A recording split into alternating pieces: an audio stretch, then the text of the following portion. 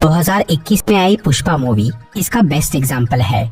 इस फिल्म की कहानी तो बढ़िया है ही, इसके अलावा एक्टर्स की परफॉर्मेंस और डांस भी देखने लायक है। पर मूवी की स्टोरी अभी खत्म नहीं हुई है।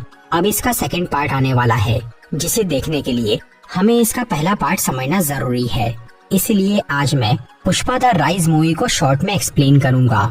तो बिना किसी देरी के आइए देखते हैं। चेलम जंगल दिखाया गया है, जहाँ पर एक खास लकड़ा यानी पेड़ पाया जाता है, जो है रेड सैंडलवुड मतलब लाल चंदन। इस लकड़ी की कीमत बहुत ज्यादा है और इसके कई सारे इस्तेमाल है, जैसे कि दवाई, परफ्यूम, फर्नीचर, शो पीस या म्यूजिकल इंस्ट्रूमेंट बनाना। पर इस लाल चंदन के पेड़ को काटना इल्लीगल है, इसलिए कई लोग इसे चोरी छुपे काट के इसकी स्मगलिंग करते हैं और करोड़ों रुपए कमाते हैं। रेड सैंडलवुड की डिमांड इंडिया से ज्यादा फॉरेन में है। जापान और चाइना जैसे देशों में इसका बहुत पैसा मिलता है। वैसे तो आज भी इस चंदन की तस्करी चलती है, लेकिन ये कहानी है 1990 के दशक की, जहां आंध्र प्रदेश में रेड सैंडल की स्मगलिंग के लिए कई लोगों ने एक ग्रुप बनाया था, जिसका नाम है सिंडिकेट। इस ग्रुप में बहुत से गुंडे मौजूद थे, जो कि पुलिस से बच के वो लाल चंदन के पेड़ काटते थे और अपना माल मंगल सीनू नाम के एक आदमी को बेचते थे, जो कि सिंडिकेट का लीडर था और बहुत पावरफुल आदमी था। वो उन लकड़ियों को दूसरे शहरों में सप्लाई करता था। सीनू के अलावा सिंडिकेट में जो दूसरा सबसे खतरनाक आदमी था, वो था कोंडा रेड्डी।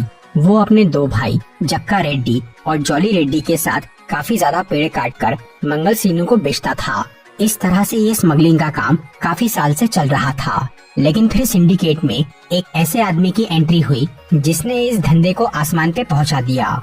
उसका नाम है पुष्पा राज, जो कि एक बहुत हिम्मत वाला और होशियार आदमी था। पुष्पा पहले मजदूरी का काम करता था, पर उसके तेवर और सपने एक राजा की तरह थे। वो किसी के आगे झुकता नहीं था। लेकिन पुष्पा की सबसे बड़ी कमजोरी ये थी कि वो एक नाजायज औलाद था। उसका बाप एक काफी बड़ा आदमी था, जो कि पुष्पा की माँ से प्यार तो करता था, पर उसने उससे शादी नहीं की थी। पुष्पा जब छोटा था तभी उसका बाप मर गया, इसीलिए उसकी जिंदगी काफी गरीबी में कटी और सब लोगों ने उसे नाजायज कहा। खास तौर से पुष्पा का सौतेला बड़ा भाई मोहन उससे नफरत करता था और उसने उसे अपनी दौलत से बेदखल कर दिया था। इस सब की वजह से पुष्पा के अंदर एक आग लग गई थी कि वो एक दिन बहुत बड़ा आदमी बनेगा और पूरी दुनिया को अपने आगे झुकाएगा। फिर 1990 के दौर में जब पुष्पा लगभग 30 साल का था और वो मजदूरी का काम करता था, तब उसकी दोस्ती केशव नाम के एक आदमी से हुई, जो कि पुष्पा के बड़े इरादे देखकर उसके पीछे पड़ गया, क्योंकि केशव को भी बहुत पैसे कमाना था। फिर एक दिन पुष्पा मजदूरी का काम करना छोड़ देता है और वो किसी नए काम की तलाश में निकलता है, जिसमें ज्यादा पैसे मिले। तब उसे और केशव को शेषाचलम के जंगल में पेड़ काटने के बारे में पता चलता है। उस काम में बहुत ज्यादा पैसे मिलते थे, क्योंकि वो इल्लीगल था। लेकिन फिर भी पुष्पा उसके लिए तैयार हो जाता है और केशव भी उसका साथ देता है। फिर वो दोनों कोंडा रेड्डी के आदमियों के साथ जंगल में चले जाते हैं, जहां वो कई लोगों के साथ मिलकर लाल चंदन के पेड़ काटना शुरू करते हैं। पेड़ काटते वक्त जंगल में अक्सर पुलिस की रेड पड़ती थी और मजदूरों को वो माल छोड़कर भागना पड़ता था। इस मामले में पुलिस ऑफिसर गोविंद सबसे स्ट्रिक्ट था। वो चंदन के स्मगलिंग के बिल्कुल खिलाफ था और सिंडिकेट के सभी लोग गोविंद से बहुत परेशान थे। पर जब पुष्पा पेड़ काटने का काम शुरू करता है, तो वो ये तय करता है कि वो पुलिस को अपना माल ले जाने नहीं देगा, क्योंकि माल जब्त होने से उन्हें पैसे नहीं मिलते थे। फिर एक दिन जब पुष्पा और उसके साथी जंगल में अपना काम कर रहे थे, तब उन्हें ये खबर मिलती है कि गोविंद अपनी पुलिस की टीम लेकर वहाँ आ रहा है। ये सुनकर सब मजदूर जंगल से भागने का सोचते हैं। तब पुष्पा उन्हें समझाता है और उनके साथ मिलकर सारी लकड़ियों को छुपा देता है। फिर जब पुलिस वहाँ आती है तो उन्हें माल नहीं मिलता। इसके बाद पुष्पा गोविंद को ये धमकी देता है कि वो उनके काम में दखल न दे, क्योंकि पुलिस की टीम से बड़ी उन मजदूरों की फौज है। इसलिए सभी पुलिस वाले उनसे डरकर वहाँ से चले जाते हैं। तब से पुष्पा उन मजदूरों का लीडर बन जाता है और उनका काम बहुत तेजी से आगे बढ़ने लगता है। फिर कुछ दिनों बाद गोविंद उस जंगल में बहुत सारे पुलिस और मिलिट्री वालों को ला लेता है। तब सभी मजदूर वहाँ से भाग जाते हैं, लेकिन पुष्पा अब भी वो माल नहीं छोड़ता और वो लकड़ी के ट्रक को वहाँ से निकालकर एक बड़े से गड्ढे में छुपा देता है, जिससे पुलिस को माल नहीं मिलता और वो पुष्पा को पकड़कर उसे बहुत टॉर्चर करते हैं, पर वो अपना मुंह नहीं खोलता। दूसरी तरफ कोंडा रेड्डी और उसके भाइयों को ये पता चलता है कि उनके एक मजदूर ने सारा माल कहीं छुपा दिया है और वो पुलिस की कैद में है। तब जक्का और जॉली रेड्डी पुलिस स्टेशन जाकर पुष्पा को छुड़ाते हैं और उससे पूछते हैं कि वो ट्रक कहाँ है। लेकिन पुष्पा ये बात बताने के लिए उनसे 5 लाख रुपए मांगता है, जो कि वो उसे दे देते हैं और अपना माल उस गड्ढे से निकाल लेते हैं। इसके अलावा अब जक्का रेड्डी ये समझ गया था कि पुष्पा कोई मामूली मजदूर नहीं है, बल्कि एक बहुत काम का आदमी है। इसलिए वो उसे अपने बड़े भाई कोंडा रेड्डी से मिलवाता है, जिसे पुष्पा बोलता है कि उसके पास कई ऐसे आइडिया है जिनसे वो अपना माल पुलिस से बचा के आसानी से जंगल से बाहर निकाल सकते हैं। कोंडा और जक्का को ये आइडिया पसंद आ जाते हैं और वो पुष्पा को अपने साथ काम पे रख लेते हैं। लेकिन उनका छोटा भाई जॉली पुष्पा से बहुत चिढ़ता था। इसके बाद पुष्पा उस धंधे में आ जाता है और वो चंदन की लकड़ियों को मिल्क टैंकर, एम्बुलेंस, शादी की बारात और कई ऐसी जगहों पर छुपाकर जंगल से बाहर निकालना चालू करता है, जिससे वो पुलिस की पकड़ में नहीं आती। और इस सब की वजह से पुष्पा अब रेड्डी भाइयों का पार्टनर बन जाता है और उसकी गरीबी खत्म हो जाती है। इसी बीच पुष्पा को श्रीवल्ली नाम की एक लड़की से प्यार हो जाता है, जो कि रेड्डी गैंग के ही एक आदमी की बेटी थी। पुष्पा श्रीवल्ली से शादी करना चाहता था, इसीलिए वो उसके घर अपना रिश्ता भेजता है, जिसे वो लोग एक्सेप्ट कर लेते हैं। फिर श्रीवल्ली के घर में सगाई का कार्यक्रम होता है, जिसमें पुष्पा अपनी माँ और केशव के साथ जाता है। लेकिन सगाई होने से पहले ही पुष्पा का सौतेला भाई मोहन वहाँ आकर सबके सामने उसे नाजायज बोलता है, जिससे लड़की वाले घबरा जाते हैं और वो ये रिश्ता तोड़ देते हैं। इसीलिए पुष्पा गुस्से में मोहन को मारने लगता है। इस चक्कर में उसकी माँ घायल हो जाती है और वो सगाई नहीं हो पाती। फिर एक दिन पुलिस ऑफिसर गोविंद श्रीवल्ली के बाप और उसके साथी को चंदन के पेड़ के साथ पकड़ लेता है और वो उन दोनों को बोलता है कि अब उन्हें पुलिस का खबरी बनना होगा, नहीं तो वो उन्हें छोड़ेगा नहीं। इसीलिए वो दोनों रेड्डी गैंग में रहकर वहाँ की पूरी जानकारी पुलिस वालों को देने लगते हैं। इसी बीच मंगल सीनू अपना बहुत सारा माल पुलिस से छुपाने के लिए उसे कोंडा रेड्डी के एक गोडाउन पे रख देता है, जिसे संभालने की जिम्मेदारी पुष्पा को दी जाती है। वो माल अगर पकड़ा जाता तो सीनू पुष्पा को मार डालता। इसलिए इस मौके का फायदा उठाकर जॉली रेड्डी जानबूझकर पुष्पा को फंसाने का सोचता है। जॉली को लड़कियों के साथ अय्याशी करना बहुत पसंद था, इसलिए जिस रात उस गोडाउन से माल निकाला जाने वाला था, तब जॉली वहाँ एक लड़की को लाकर पार्टी करना चालू कर देता है और वो माल वहाँ से निकलने नहीं देता। फिर अगले दिन जब पुष्पा वहाँ जाता है तो उसे सारा माल वहीं रखा हुआ मिलता है, जिसे देखकर वो जॉली पे बहुत गुस्सा होता है। ऊपर से अब श्रीवल्ली के बाप और उसके साथी ने पुलिस को ये बता दिया था कि वो माल कहाँ पर है, इसलिए गोविंद उस गोडाउन पर छापा मारने वाला था। ये खबर जैसे ही पुष्पा को मिलती है तो वो तुरंत सभी लकड़ियों को नदी में फेंक देता है और वो केशव को बहुत सारे पैसे देकर एक डैम वाले के पास भेजता है, क्योंकि वो सब लकड़ियाँ नदी में बहते हुए उसी डैम में पहुँचने वाली थी। डैम के बंद होते ही पूरा माल वहाँ जमा हो जाता है और पुलिस जब गोडाउन पे आती है तो उन्हें कुछ नहीं मिलता। वो करोड़ों का चंदन पुलिस से बचाने के बाद पुष्पा की इज्जत बहुत बढ़ जाती है और मंगल सीनू उसे अपनी खास पार्टी में बुलाता है, जहाँ सिर्फ सिंडिकेट के मेंबर्स और पॉलिटिशियंस को बुलाया जाता था। उस पार्टी में पुष्पा किसी से ये सुन लेता है कि सीनू 1 टन माल के सबको 25 लाख रुपए देता है, जबकि वो उस माल को चेन्नई में 2 करोड़ में बेचता है। इससे पुष्पा को लगता है कि सारी मेहनत वो लोग कर रहे हैं और ज्यादा प्रॉफिट सीनू कमा रहा है। इसीलिए वो कोंडा रेड्डी को उससे बात करके रेट बढ़ाने बोलता है, पर क्योंकि सीनू बहुत खतरनाक था, इसीलिए कोंडा उससे खुद बात नहीं करता।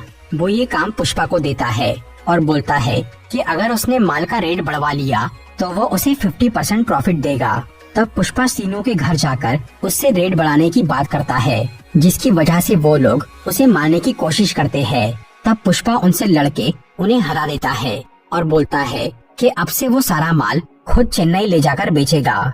फिर पुष्पा जंगल से बहुत ही खास लाल चंदन जमा करता है और उसे लेकर चेन्नई के डीलर मुरुगन के पास पहुंच जाता है, जो कि 1 टन माल के 1.5 करोड़ रुपए देने को तैयार हो जाता है। उसे बेचकर पुष्पा अब 50% का पार्टनर बन जाता है और वो लोग अब से डायरेक्ट मुरुगन को ही माल बेचने लग जाते हैं, जिससे मंगल सीनू बहुत नाराज होता है और वो बदला लेने की तैयारी करता है।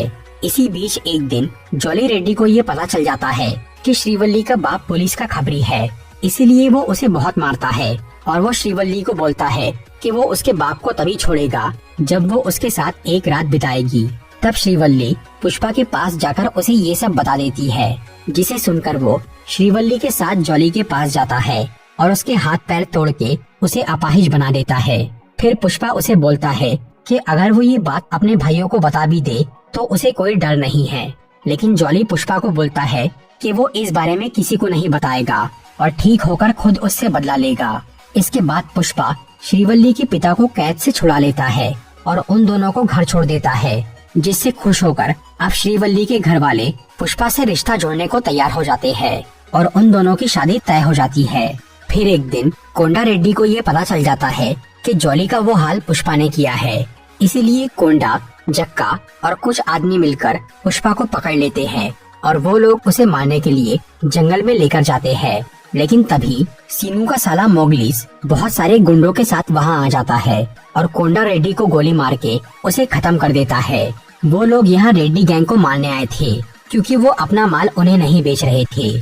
कोंडा को मारने के बाद मोगलीस उसके बाकी साथियों को भी मारना चालू करता है, लेकिन पुष्पा उन सब से लड़ता है और जक्का की जान बचा लेता है क्योंकि वो अब भी उसे अपना पार्टनर मानता था। फिर वो मोगलीस को मार देता है, जिससे मंगल सीनू बहुत भड़क जाता है।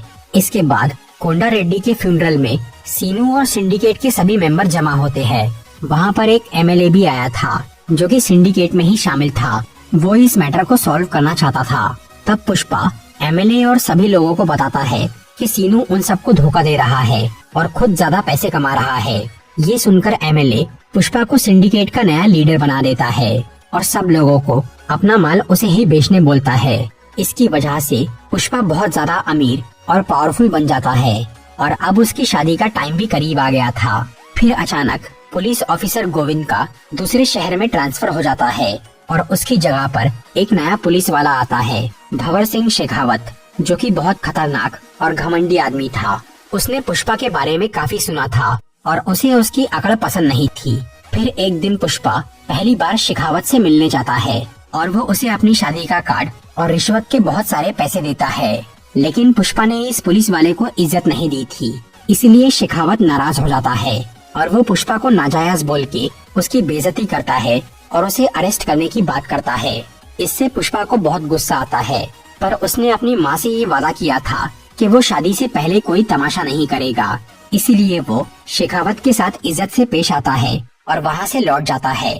इसके बाद पुष्पा शेखावत का बहुत अच्छा दोस्त बन जाता है और उसे रिश्वत के अलावा काफी सारे तोहफे देता है, जिससे सब लोग बिल्कुल हैरान हो जाते हैं कि पुष्पा किसी के आगे झुक कैसे गया। इस तरह से कुछ समय बीतता है और फिर पुष्पा की शादी का दिन आता है, जहां उस फंक्शन में बहुत सारे लोग आए थे, लेकिन पुष्पा अब तक वहां नहीं पहुंचा था। वो इस वक्त शेखावत के साथ एक सुनसान जगह पर पार्टी कर रहा था, जिससे भंवर सिंह बहुत खुश था कि उसने पुष्पा राज को झुका दिया। फिर पार्टी के बीच में पुष्पा अचानक शेखावत को बोलता है कि वो इस बात को भूला नहीं है कि उसने उसकी बेइज्जती की थी और वो अब तक सिर्फ अपनी माँ की वजह से चुप था। इसके बाद पुष्पा बंदूक दिखाकर शेखावत के कपड़े उतरवाता है और वो खुद भी अपने कपड़े निकालता है। फिर पुष्पा उसे बोलता है कि वो खुद के दम पर एक बड़ा आदमी बना है और वो बिना कपड़ों के भी बहुत पावरफुल है, जबकि पुलिस की वर्दी के बिना शेखावत की कोई औकात नहीं है। आखिर में पुष्पा उसे कहता है कि वो अब से उसे बिल्कुल भी रिश्वत नहीं देगा और वो ऐसे ही अपना माल सप्लाई करेगा। इसके बाद पुष्पा वहाँ से चला जाता है और श्रीवल्ली से शादी कर लेता है। दूसरी तरफ शेखावत अपने घर जाकर पुष्पा के दिए हुए पैसों को आग लगा देता है और उससे बदला लेने की कसम खाता है। इसके आगे की कहानी इस मूवी के सेकंड पार्ट में दिखाई जाएंगी, जहां मंगल सीनू, जॉली रेड्डी और भंवर सिंह शेखावत पुष्पा से अपना बदला लेने आएंगे। तो दोस्तों, ये थी पुष्पा पार्ट 1 की एक्सप्लेनेशन। अगर आपको ये वीडियो अच्छी लगी हो तो इसे लाइक और शेयर जरूर करिए।